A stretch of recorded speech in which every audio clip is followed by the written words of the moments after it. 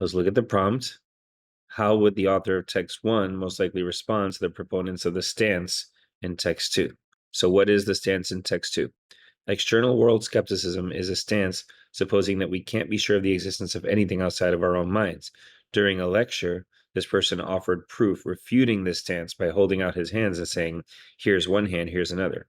Many philosophers reflectively reject this proof. One person called it an annoying failure, but have found it a challenge to articulate exactly why this proof fails.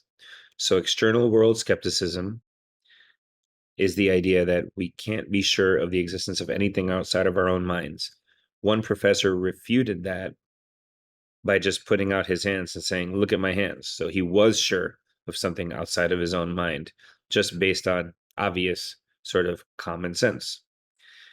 Many philosophers reject that way of seeing it, but have found it a challenge to articulate why.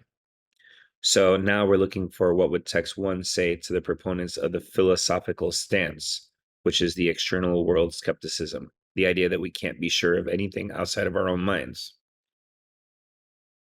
Text 1 says, the philosopher's most influential work entails the concept of common sense. He asserts there are certain beliefs that all people know instinctively to be true, whether or not they profess otherwise. Among them, that they have bodies, or they exist in a world with other objects that have three dimensions. Moore's careful work on common sense may seem obvious, but was in fact groundbreaking. And Moore was the one who in text 2 put out his hands. So, how would the author of text 1 respond to the philosophical stance?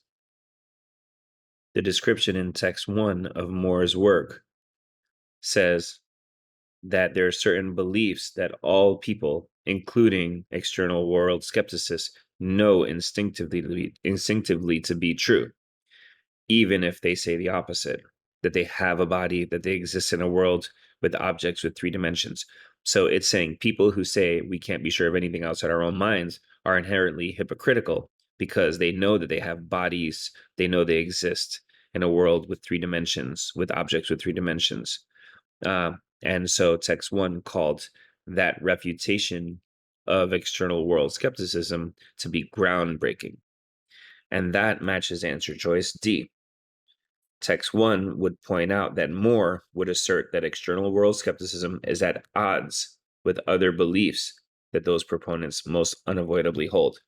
The other beliefs being that they have bodies, that they exist in a world with objects with three dimensions, things that you have to take as true in order to live your daily life. So the answer here is D.